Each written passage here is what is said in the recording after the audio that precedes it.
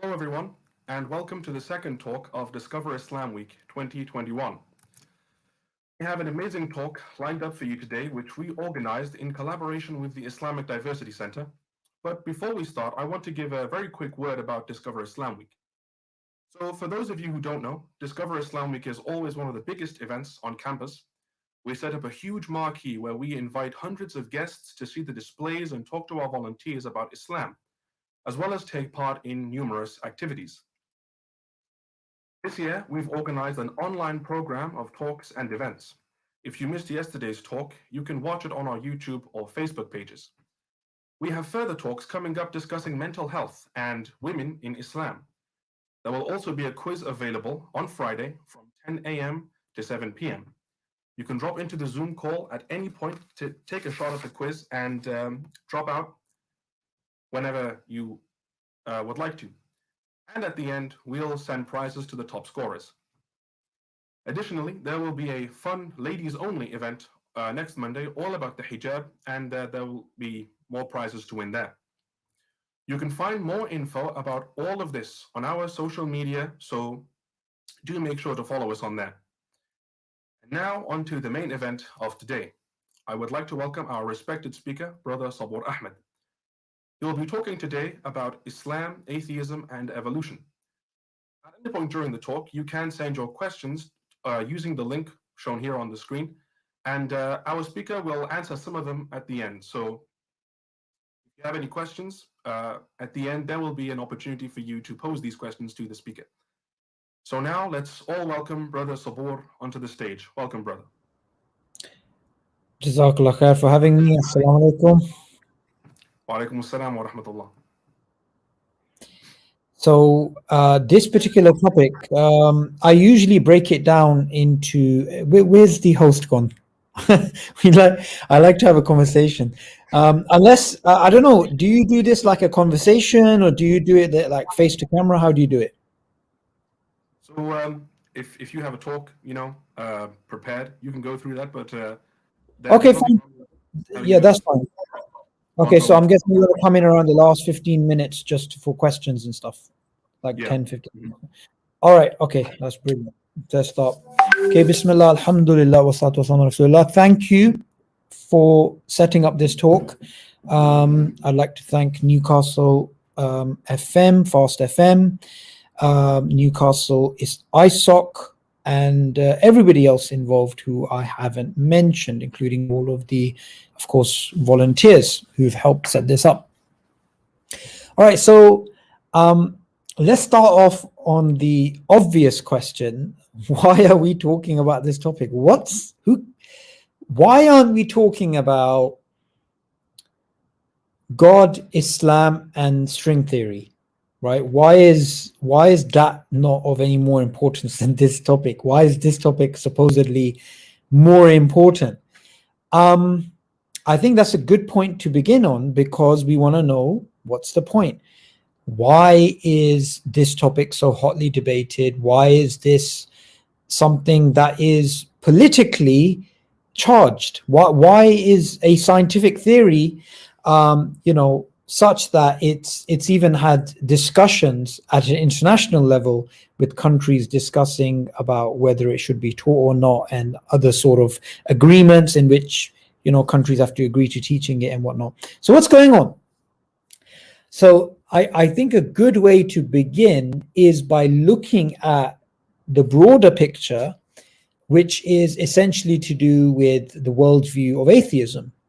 Now, Richard Dawkins, in his 1980s book, The Blind Watchmaker, he puts it in the following way.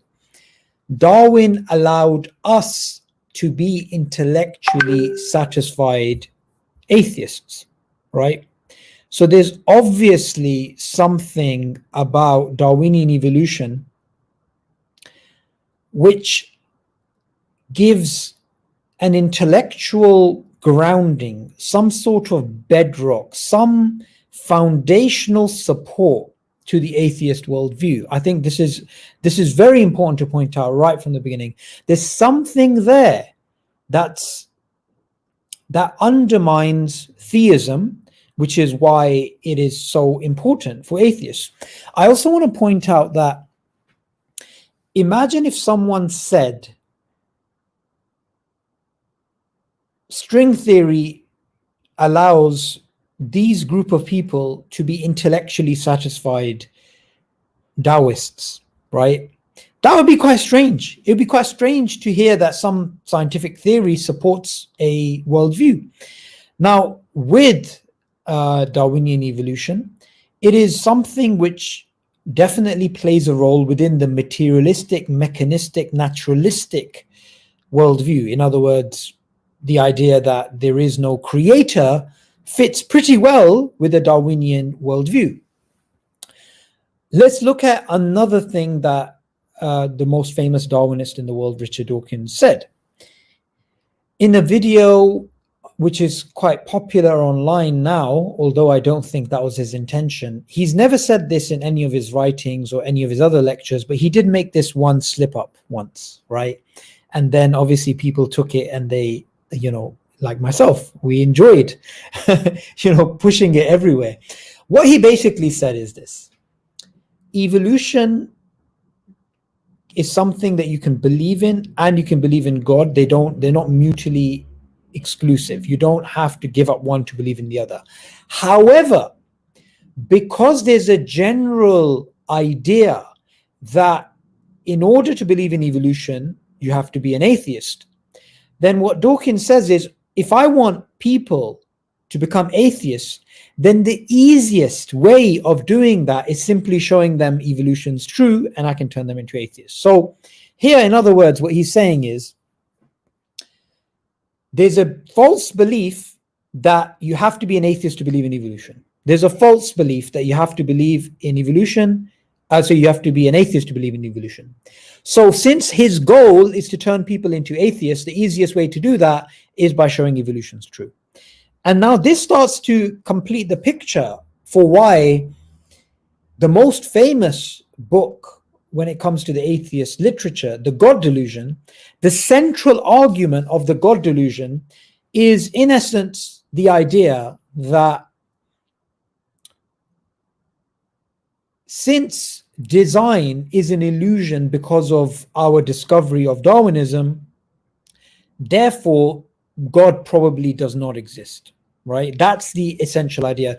So the main driving force of the book, the main upshot of the central argument, which he has, quite clearly laid out in steps, which you find around, page 156, 157.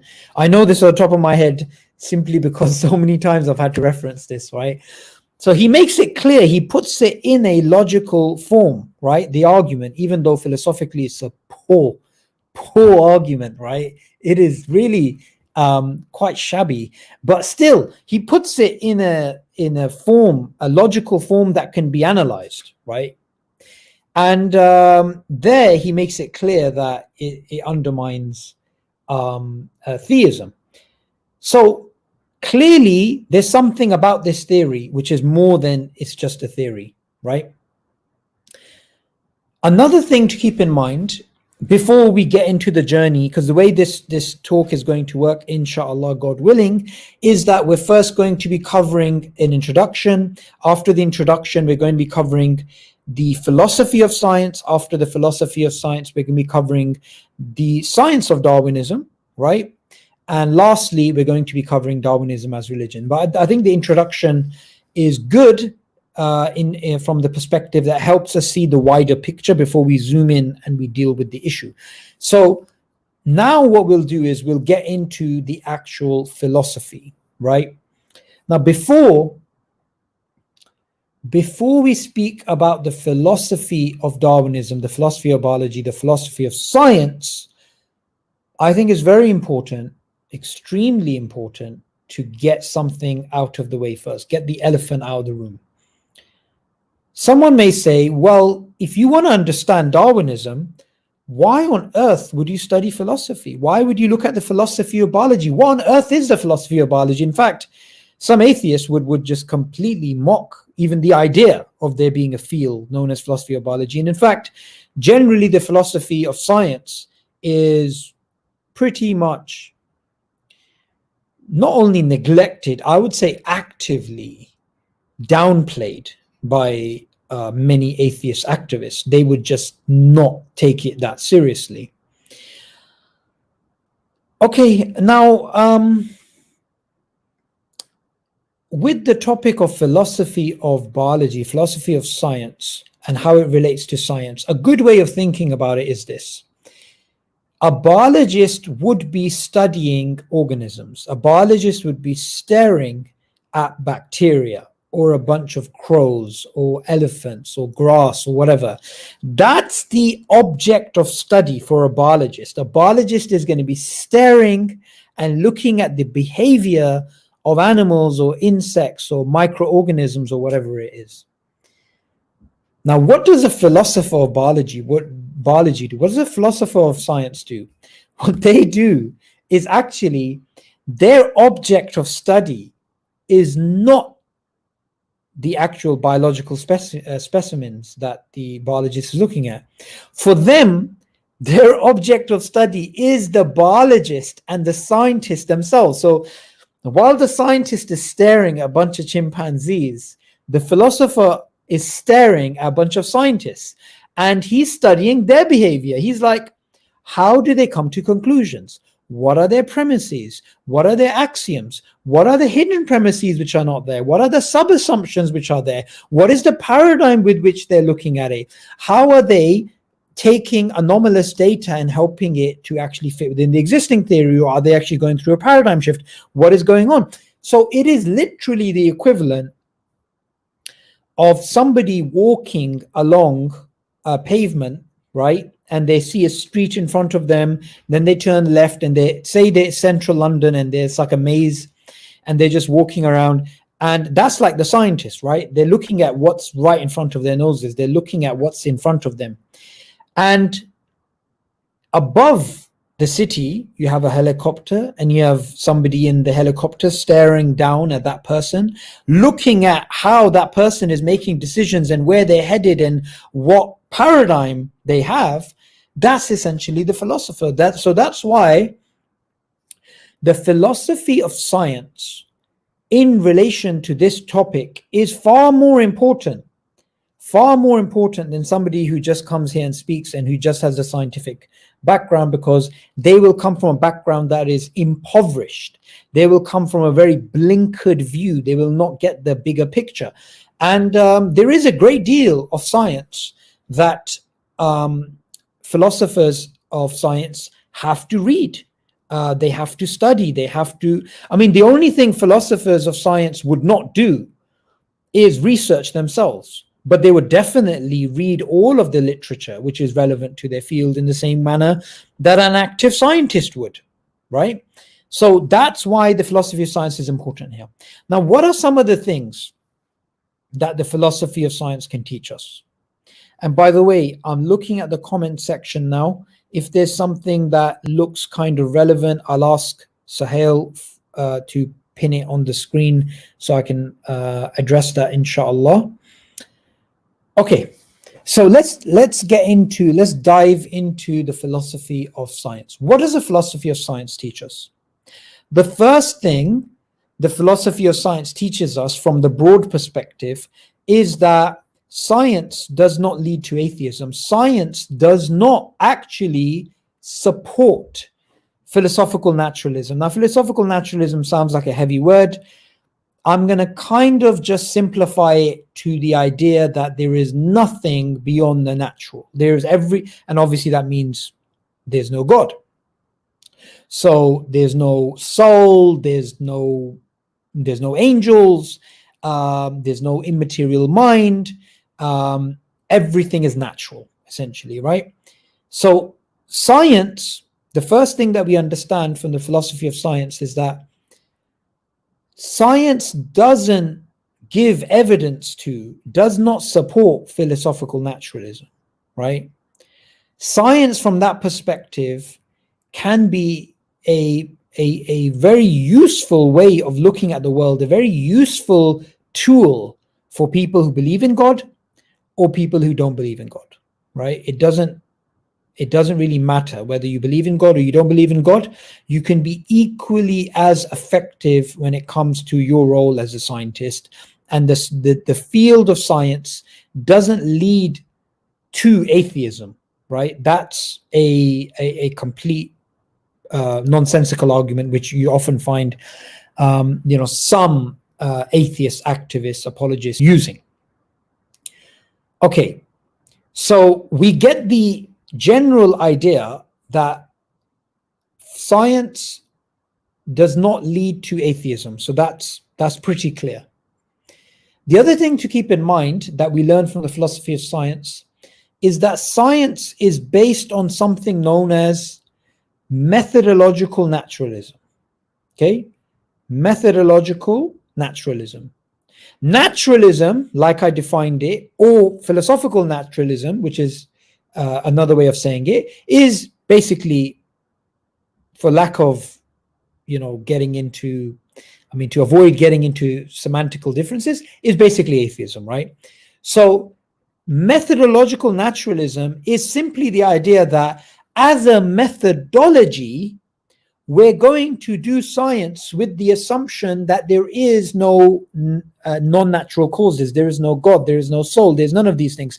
So when you're looking at a scientific explanation for something, you only stick to naturalistic explanations. That's known as methodological naturalism. Okay. However, this is in stark contrast to philosophical naturalism. Philosophical naturalism is the idea that there is basically no God. The universe is all that there is. All that we have is nature. So methodological naturalist, they can be a theist or they can be an atheist, right? And, I don't want to get into the history of methodological naturalism, when it came about and whether it's valid or not. I've had discussions on my channel with people on this in the past, and that itself can be like an entire hour-long discussion. So that's what we understand, that science does not lead to philosophical naturalism, although science itself runs on this thing known as methodological naturalism. Okay. Another thing we understand from the philosophy of science is that science does not give us certainty. Okay?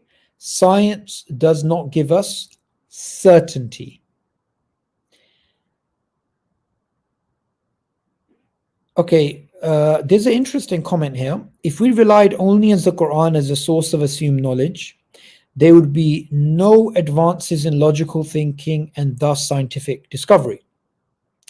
So this particular comment, I would 100% agree with it. I would say you're totally correct. If we relied on the Quran as a source of assumed knowledge, there would be no advances in logical thinking and thus scientific inquiry, right?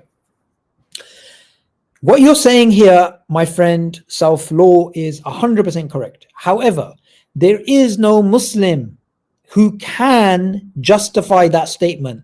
We in Islam do not believe the Quran is the only source of assumed knowledge. And I want to put it this way. If I take your statement and I replace it with, and this is, by the way, perfectly related to the topic of philosophy of science, right? If I take your statement and say, if we only relied on the origin of species as a source of assumed knowledge, there would be no advances in logical thinking and scientific discovery. That's true as well. However, no scientist would say the origin of species is the only source of assumed knowledge.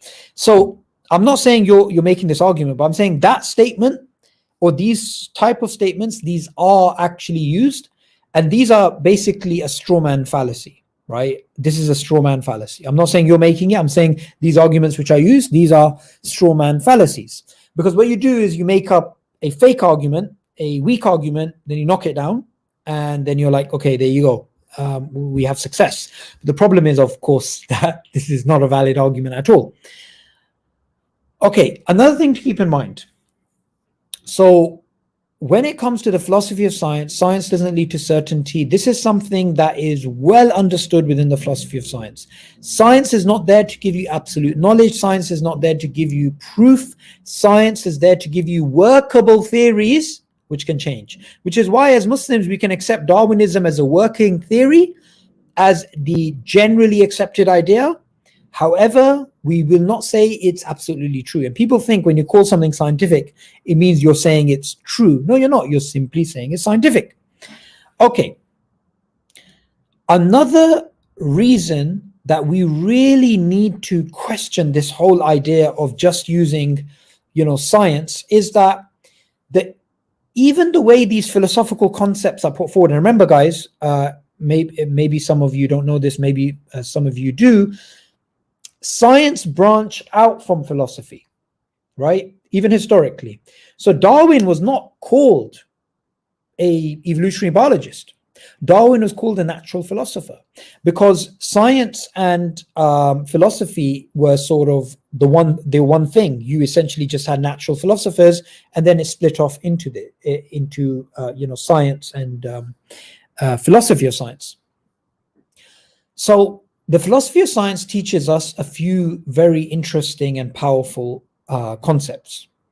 The first is that scientific conclusions are based upon induction.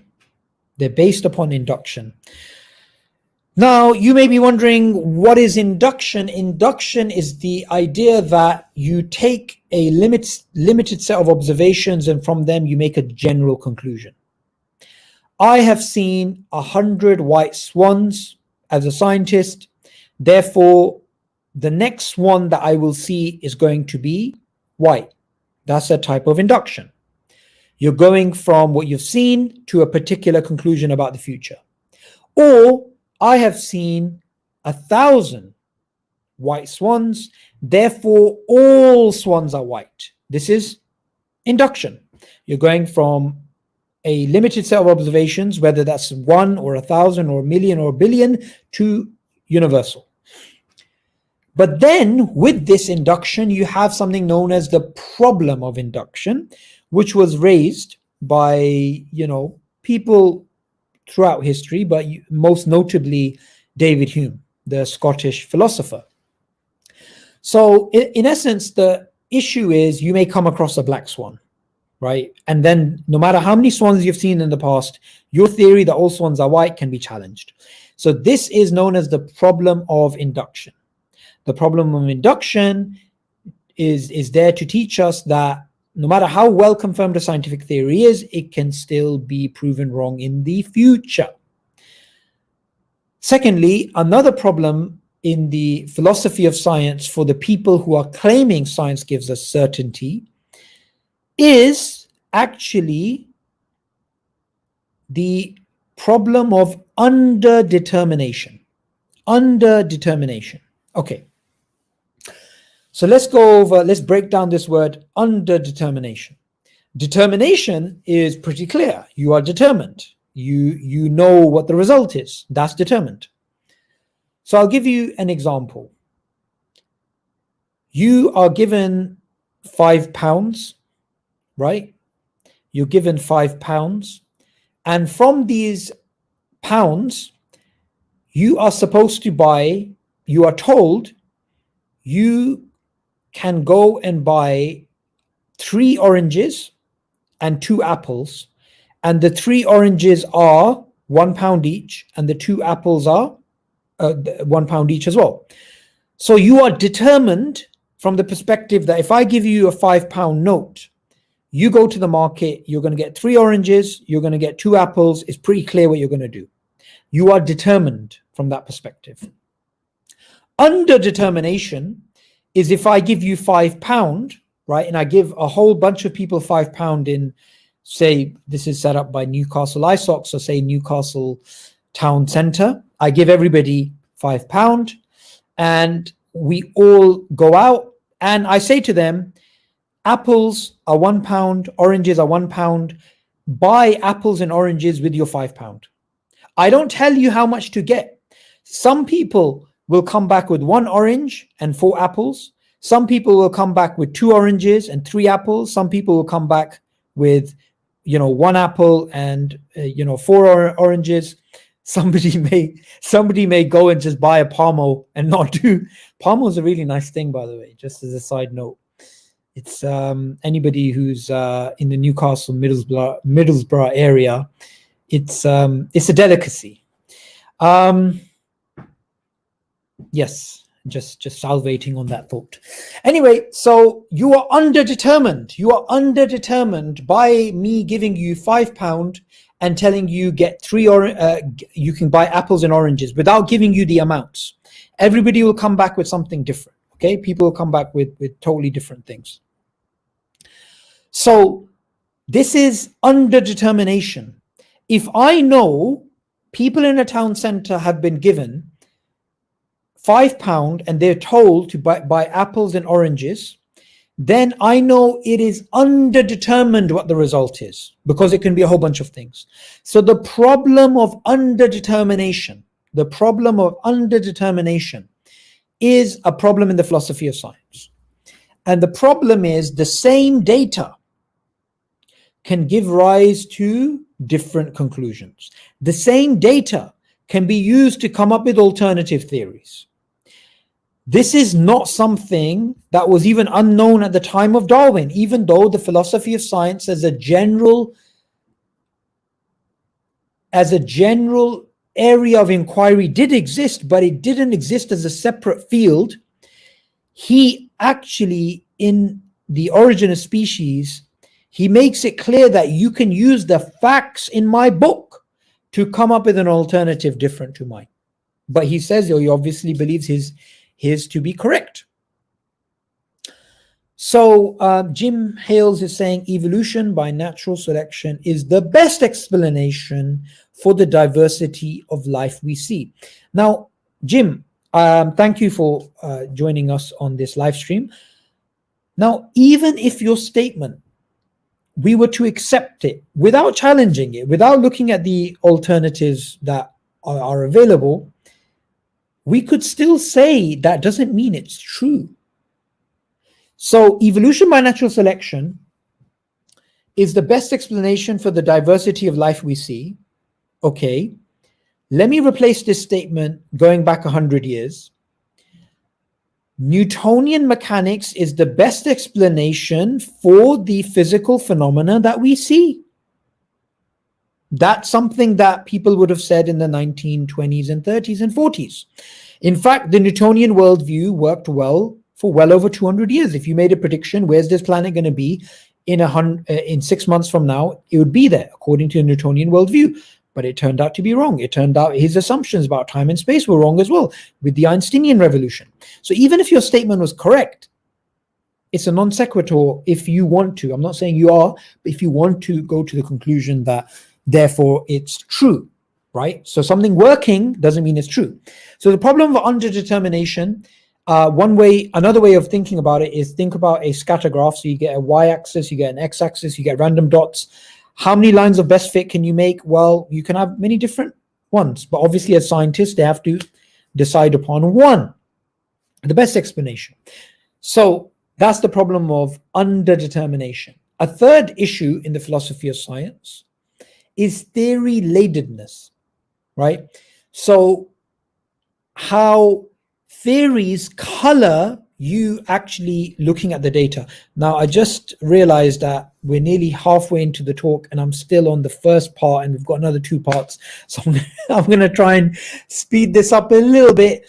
But the philosophy of science, I usually spend longer on because that's the most important thing. In fact, after the philosophy of science, it's irrelevant whether you listen to the scientific part or the part about Darwinism as a religion, because that sorts the issue. Science doesn't undermine God. Evolutionary theory does not undermine theism, and it's not, you can't say it's true literally, right? You can't say Darwinism or any other evolutionary theory is true literally.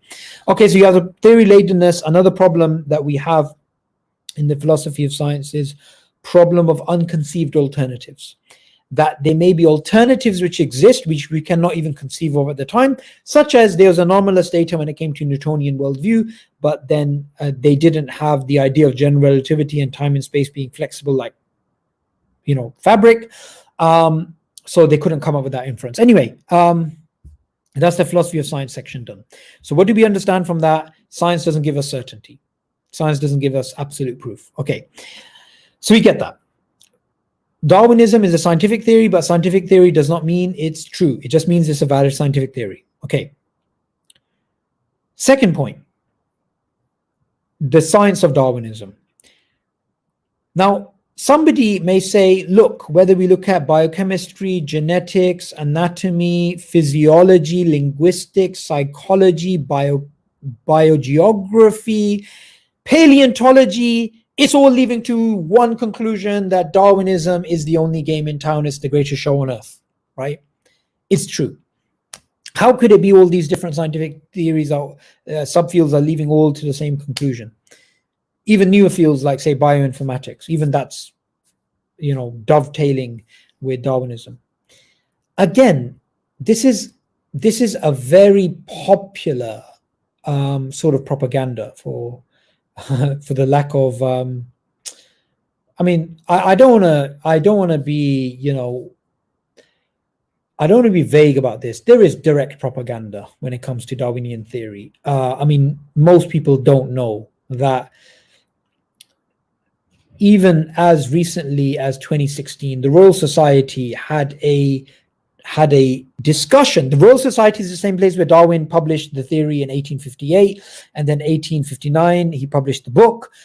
They're in that very society. You have scientists that come, biologists that come, and they're literally asking the very same questions from 150 years earlier. Is Darwin even correct? So obviously this is just blatant propaganda.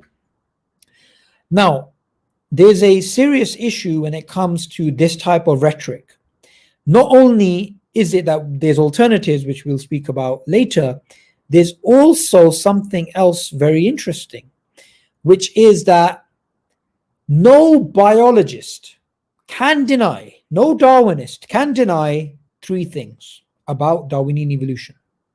It is based on a probabilistic framework, it has assumptions, which has sub-assumptions, and there are disputes about its core ideas. Nobody can deny this. And I'm not saying in the religious circles or Christian scientists. I am saying in academic circles. And by the way, in Islam, it is forbidden to bet. But I have a wager.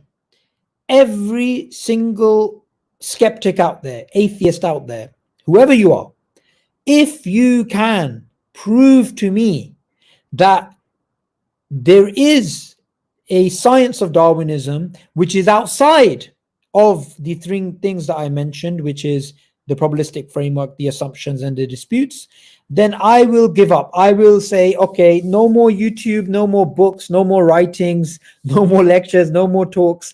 I'm going to go inside a cave and just start doing Uber Eats and just ordering palm oil all day and just dying of diabetes. I'm willing to do that.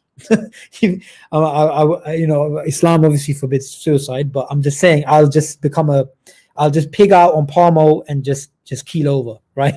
I'm willing to, just say something ridiculous like that. Because it just doesn't make any sense. It's everywhere. You find this everywhere.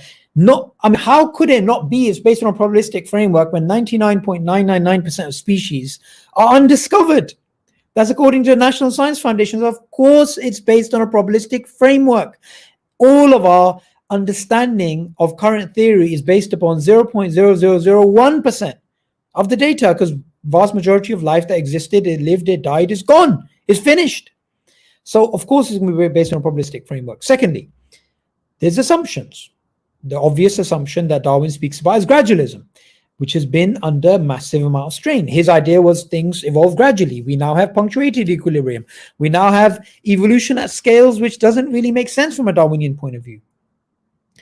We also have the assumption that you have random mutations, copying errors, right, which over time are the fodder which is used by natural selection to create body plans and to create all of the diversity that we see. That's a massive assumption. And that is something which is incredibly difficult to try and show. In fact, when you ask people for evidence of Darwinian evolution, they just give you evidence of evolution. They just give you evidence that bacteria evolve, or the peppered moth example, or whatever. The evolution that was known before Darwin, right? Even before Lamarck, right? that evolution that was known by the Greeks and the people of the Indus civilization and the Babylonians and others and Chinese. Who cares, right?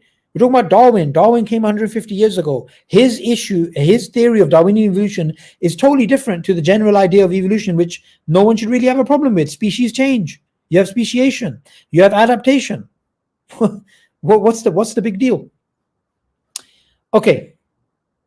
So we have the assumptions like gradualism and also natural selection, but also genes are only transmitted vertically. We now have knowledge of horizontal gene transfer. What are some of the other assumptions off the top of my head without getting too bogged down in details?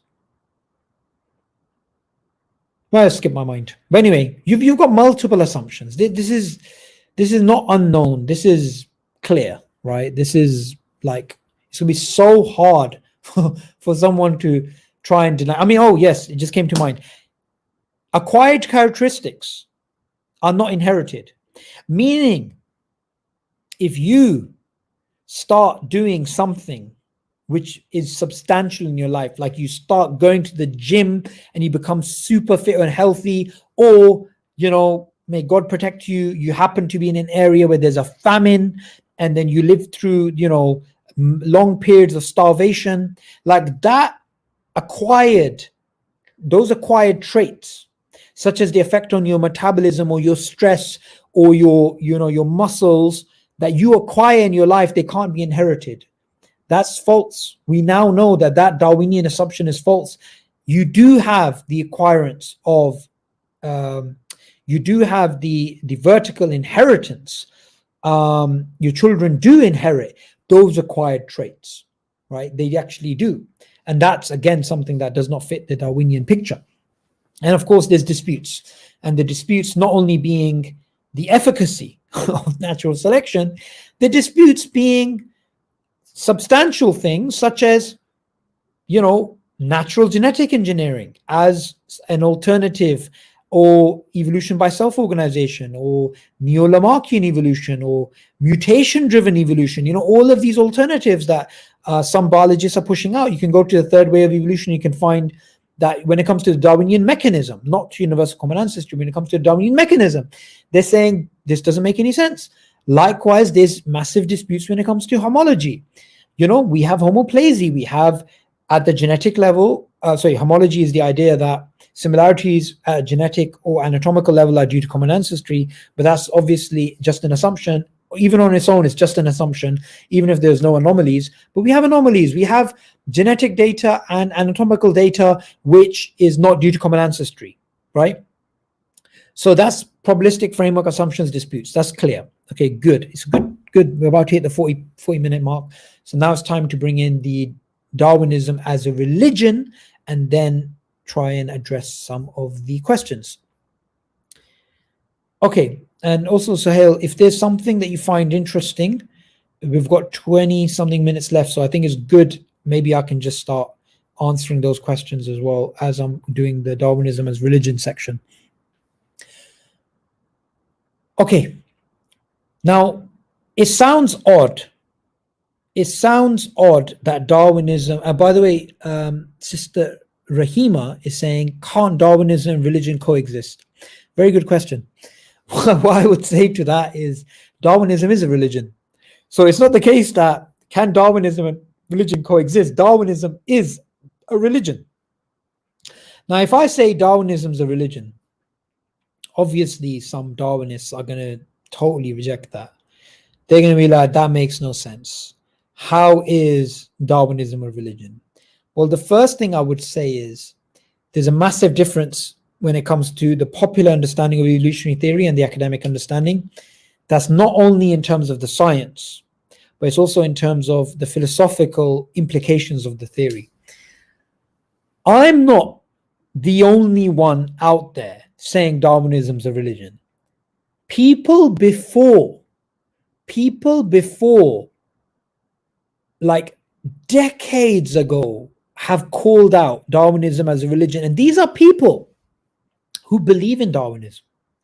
So let's go through a sort of chronology of who called it a religion. I thought I had my bag. I don't. But there's a very interesting book I wanted to pull out and start talking about. So Julian Huxley, he wrote a book in the 1940s called Darwinism as Religion. Now, Julian Huxley was an atheist, a philosopher, a biologist, a Darwinist, definitely not a friend of religion, but he says Darwinism is a developed religion. It is a non-revealed religion. It's a natural religion, and he believed the whole world should be indoctrinated, not indoctrinated in his words, but indoctrinated in my words. For him, they should start believing, the whole world should start believing in this Darwinian religion. He was the first president of UNESCO, the United Nations Educational, Scientific and Cultural Organization. It's a very powerful pulpit from which to push out these Darwinian propagandas. And he obviously believed in this is more than a theory. Later on, we get Michael Roos, 2016. He published a book with Oxford University. He's again another atheist like Julian Huxley. He's a philosopher of science. He is somebody who obviously does not have a religious bone in his body, but he is saying Darwinism from the very beginning till now is not just a scientific theory. There's obviously a scientific layer to it, but above and beyond that, it is also a religion, and it has functioned as an alternative to traditional religion since the time of Darwin. And his book, Darwinism as Religion, which is published by Oxford University nonetheless, right? It's not some religious creationist mouthpiece, actually admits this. Likewise, you have biologists, right? Lynn Margulis, who says history is going to remember Neo-Darwinism as a Anglo-Saxon religion, right? She's an atheist. She's a biologist. She's not a Darwinist. She's an evolutionist. That's what she says. She's passed away. She was the late wife of Carl Sagan, the famous atheist. Masato Shinai is still alive in Japan, an award-winning scientist. Again, not a religious bone in his body, a traditional religious bone, but he says Darwinism is Darwin is a god in biology. You can't challenge him, and he obviously doesn't believe in Darwinism. He believes in an alternative. Likewise, the other biologists who say the same thing. I mean, I could just go on and on. Look up the works of Thomas Nagel and James Shapiro and these guys talking about it. I mean, it's not worth even, if someone really wants to seriously argue Darwinism is not a religion, right? Then you might as well argue Islam's not a religion and Christianity is not a religion. You might as well argue religion doesn't exist. It's going to be very hard to define religion in a way that doesn't make Darwinism a religion. Unless you say, for a religion, you have to believe in God, which is not true, by the way. That's a common misconception. There's a common misconception that in order for you to believe in religion, you need to believe in something supernatural. You don't. Communism was a religion. Buddhism is a religion, but they don't believe in God, right? So yeah, this just doesn't make any sense. Okay, so Islam and Darwinism are essentially at theological war, and I don't say that lightly. Islam is saying the purpose of life is to worship a transcendent creator, and that's the only creator worthy worship. And I want everybody to realize this. Yeah, what does Islam say? Islam says in its basic tenet, the most important aspect of Islam, we have a statement which we say, and that statement is La ilaha illallah. We say there is none worthy of worship except Allah. Except Allah is the word that we use for the creator in Islam. So there is no deity, there is none worthy of worship except the deity, except the one true God, Allah. That is the purpose of life. That is Islam. Islam starts off on that. That is the very definition of Islam. What is the definition of the purpose of life when it comes to Darwinism? It's not that at all. It's the ultimate rationale of life, as Richard Dawkins says in The Selfish Gene, is survival and reproduction. That's the ultimate rationale of life, right? It's a pretty pathetic way of looking at the world. If you just, I mean, why don't people just go stand outside a sperm bank, right, and just donate the sperm? If the very purpose of your life is just that, why don't just eat palm oil all day and just go to the sperm bank? That's it. That's what you could do with your life, right? Just doesn't make any sense. Obviously, the Darwinists would try and explain human behavior through kin selection and reciprocal altruism and all these types of ways. But essentially, breaking down to his core bones, that's what it is. It's survival and reproduction. Islam says that there is a creator, right? But Darwinists, right? Even though Darwinian evolution does not undermine the existence of God, Darwinists, the most hardcore of the Darwinists, are militant atheists. And obviously the morals of the two worldviews are going to be wildly different. Even though Darwinists today, they're liberals, they're humanists, they're, kind people. It's almost like they are the equivalent of atheist Quakers, right? They wouldn't harm a fly. In fact, they don't want to breathe too much because, when they breathe, then microorganisms could, pass away and, this type of thing. That's the image they give. Well, that's not really what you should be living your life according to. If you are a true Darwinist, you should actually be similar to maybe perhaps Darwin, who believed that the white European civilization is going to wipe off the map all of the savages, right? Or Leonard Darwin, Darwin's son, who is better to understand Darwin than his own son, who believed one of the most difficult questions, and before I get into what he said, who was the father of eugenics in this country, right? Who said, what one of the most difficult questions in the future is what we're going to do with the savage races, right? So anyway, Darwinism itself is even the idea of natural selection and population and growth and all of this. Where did Darwin get his idea from? According to his own admission, he got it from an economist. He got it from Thomas Malthus. It's a capitalistic inspiration. It's not the case that Darwinism inspires capitalism. It's the case that capitalism allowed the intellectual grounding for Darwinism, and then Darwinism went back into a positive feedback loop, right?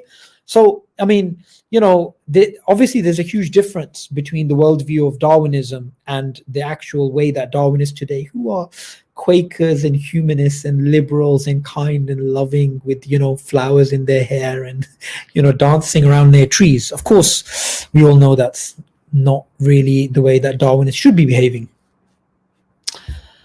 Okay, so Islam, and it has a particular paradigm, and the paradigm that we have is completely incompatible with the Darwinian paradigm.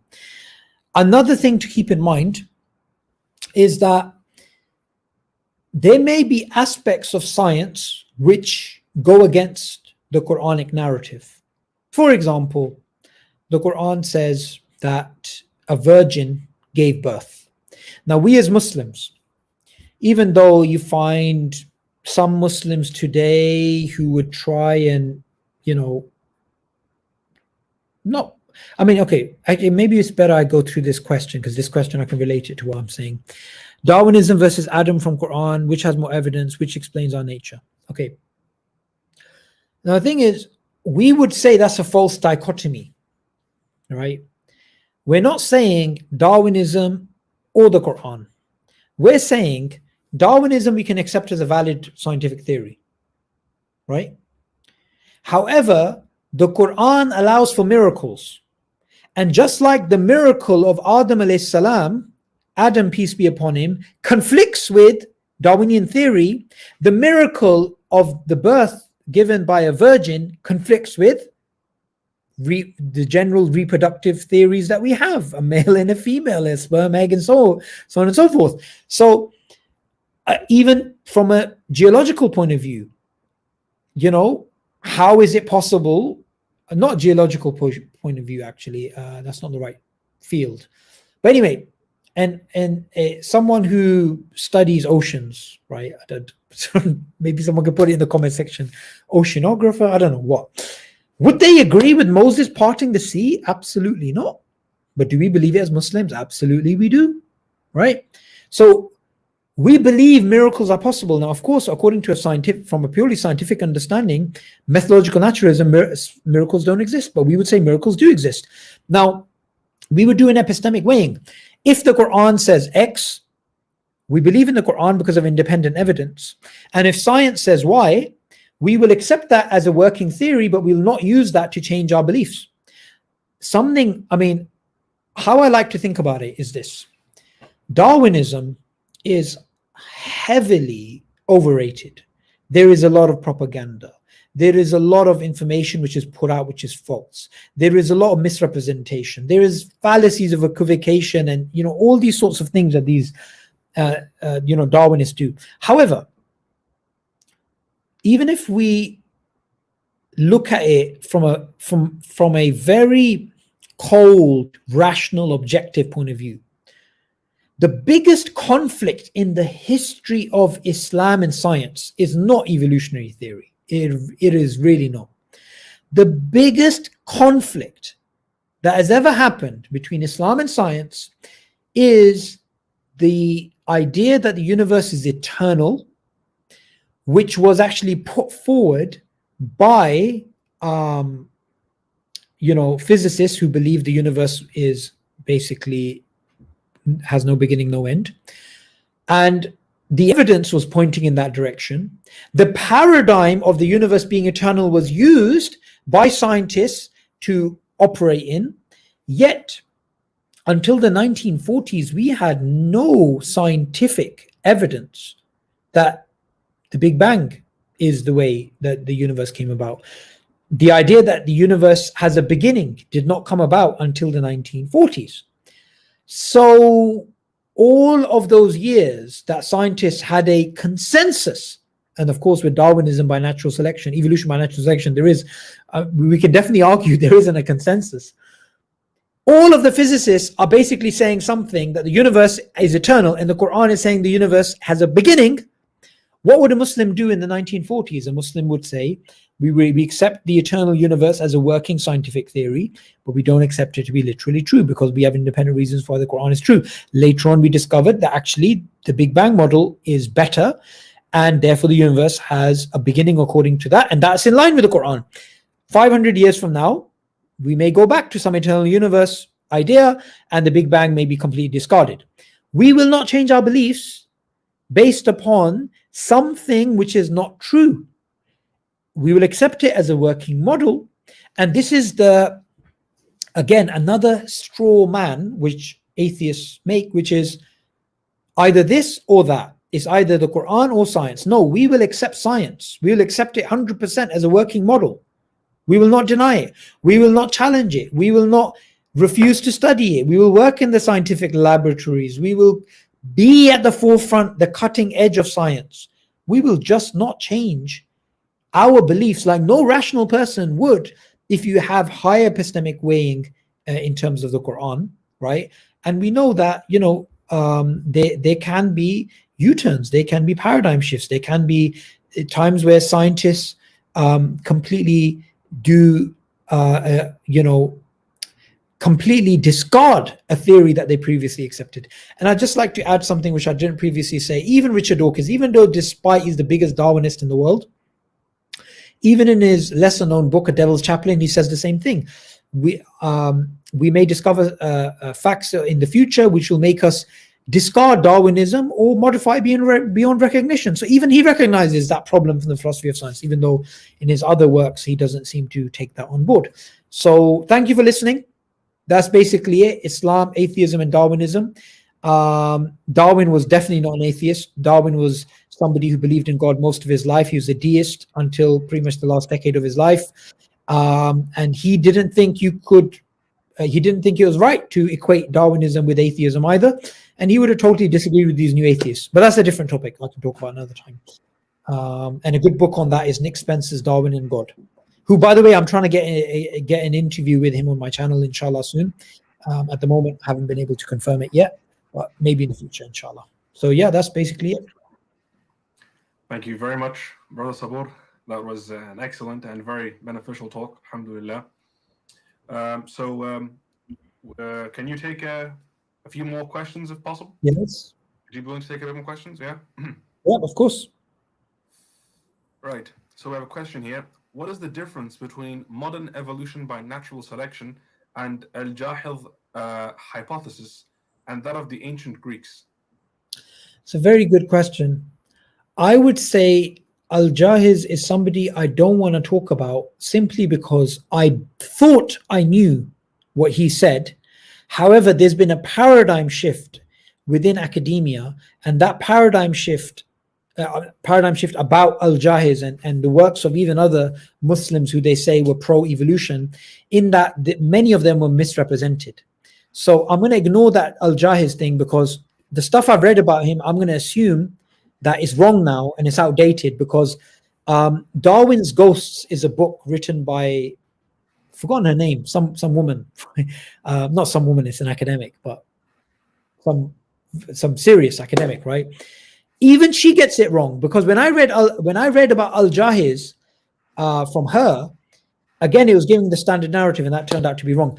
But anyway, so Darwin, his idea is that one form of life, the last universal common ancestor, some at the beginning of which we now assume to be about 4 billion years, that led to all this tree of life, and then you have all of these species going back to one universal common ancestor, and this happened through a naturalistic, not naturalistic, it happened through natural selection and working on random variations, and that was basically it. That was Darwin's idea. Now, the Greeks and the Babylonians and the Indians, and what did they believe? Well, they had many different ideas. Going back, some of them believed in multiple origins, some believed in one origin. Long story short, there wasn't a consensus, but the general idea that species change, the general idea that things go extinct, the general idea that there's biological change over time and there's adaptation, that was well known, well understood, and accepted by pretty much everyone. But Darwin came along to give something radically different in 1859, and we should never equate pre-Darwinian evolutionary ideas or the evidence for generally evolution with Darwinian evolution, because that would be the fallacy of equivocation. Thank you very much. The next question here. When Subboor says limited observations or limited data, what does limited precisely mean in this context? Limited means it is not infinite. So any number is going to be limited. Now, some people, when they think limited, that means the person doesn't have enough observations. That's the general idea. Your data is very limited. Okay, I'm going to go get more. The thing is, the philosophical way that I've explained it, that means no matter what data you have, it's always going to be limited. And that's why David Hume and others basically thought science can never give you that certainty, right? But anyway, it's kind of funny. He was just kind of like, well, it works anyway. After all of that philosophical rambling, it was like, well, it works anyway. But yeah, I mean, he didn't solve the problem of induction, and no one has since, although Richard Dawkins, in a very famous, not famous, but alhamdulillah, we tried to make it famous, a video, he tried to solve the problem of induction on his own, like, even though he has no philosophical training, and he did a very poor job at it. So yeah, you can have a look at that video as well. Okay, thank you very much. The next question. Can we assume that the fossil records of Homo erectus, that those fossils are human, or are they some other creature that resembles human beings? Okay, from a scientific perspective, what the scientists are saying, Homo erectus would be 100%, that would be part of the human story. That's going back, what, 2 million years or whatever. That's just that. From an Islamic perspective, how do we define human? We define human as being Bani Adam. We would not accept Homo erectus as being human.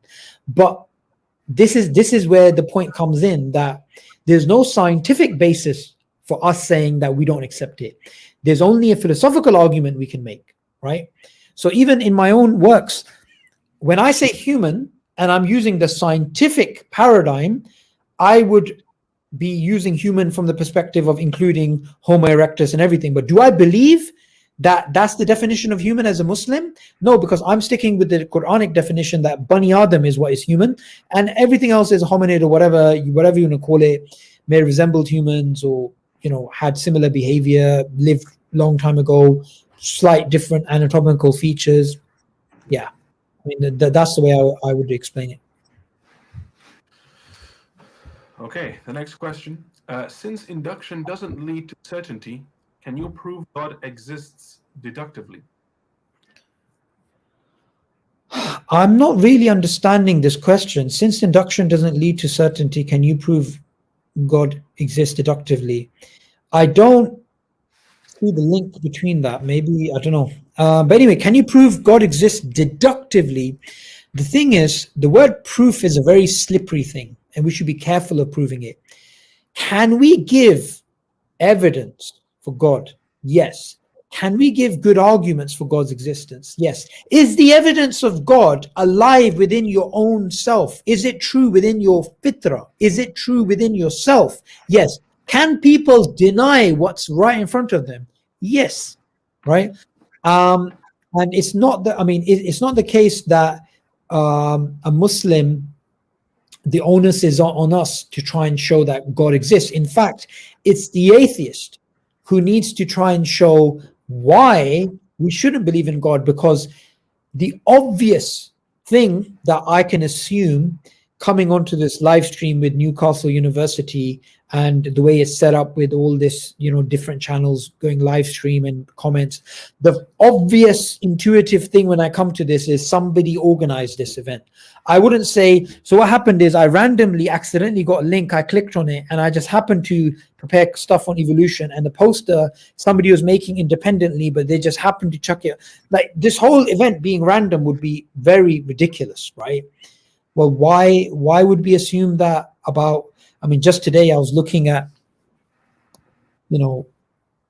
just the way the eye is, subhanallah, just the way the eye is, like, it is so hard to believe that atheism exists. It is so hard to believe that, and then it's, to get more ridiculous, it's harder to believe that they want us to be on the back foot and to give evidence. It's almost like saying, prove to me the world is real. I'm just going to assume it's fake, and I'm going to sit back here and I'm going to fold up my arms, and I want you to give me an argument for the world is real. I would say, well, mate, you can sit there all day. I'm going for a walk. It's you who seriously needs to give me evidence that the world is not real. It's not the other way around. Yeah. Okay, I think we should be expecting. Yep. So the question here is, if the height of human fossils increases as we go back in time, wouldn't this contradict the modern Darwinian evolution picture where small apes turn into bigger humans? No, it wouldn't. Because, very good question. You see, if we have organisms becoming bigger over time, and then over time becoming smaller, and then becoming bigger, and then smaller, all of this can fit within Darwinian evolution, because you're just adapting to the environment, right? We have this general idea that evolution means progress, bigger, better, smarter, more complex, more integrated, more networked. No, it's not true. You could be dumber, you could be shorter, you could be fatter, right? I mean, as long as you survive and are adapted to the environment. So yeah, that doesn't really make any sense. Okay, the next question. Atheism gives faith this definition. One second. Okay, so the definition is, faith is belief without evidence, and since they claim that revelation or the word of Allah is faith-based, how can we counter this? Well, it's a rubbish definition. Faith is belief without evidence. No, it's not. That's not how we would, I mean, that's definitely not how we would define faith in Islam, Iman in Islam. So yeah, I mean, we would just brush it off as, okay, well, yeah, that's a great argument if your definition is correct, but your definition is wrong. So how would you define it, brother? Well, as a Muslim, we would say Iman is based not only on, is definitely not faith without evidence, but what we would say is that it is based upon your the internal truth of Islam, truth of Tawheed, which Allah has put inside you, and also the external world reinforcing that. Yeah. So for us, when we call to Iman, when we call to faith, what tools does Allah tell us to use to call people to Iman, to call people to Islam? Allah doesn't say, pick up a gun, pick up a sword and bring them. Allah doesn't say, trick them. Allah doesn't say, play the flute. Allah says, reason with them. Do you not think? Do you not reflect? Meaning, if we're going to call people to Iman, we want them to use their reason. Yeah. So we would definitely not define faith as being without evidence. And if you do want to define faith as belief without evidence, I would say the vast majority of Darwinists have faith in Darwinism from that definitional point of view, and they don't have evidence. They've been sociologically programmed to accept it. And I've sometimes had discussions with Darwinists who are describing non-Darwinian evolution as Darwinian evolution, and they don't have a clue what they're talking about. It's very hard to correct somebody when they are actually saying something incorrectly, and they are so far in terms of their compounded ignorance, you don't know how to, you don't know how to drain the swamp. you don't know where to begin. So you just sit there and you just smile. Yeah. And sometimes that's the best response. Right. This is the last question for today. So that concludes the talk, inshallah. To be honest, I'd say, we're very honored to be able to have you today, Brother Subboor. We're honored to, be able to take some of your time out for us. For everybody who's listening, don't forget to tune in tomorrow. Also at 7 p.m. we have another talk scheduled for then, inshallah. Jazakumullah khairan. Peace be upon you all. Assalamu alaikum. Wa alaikum salam.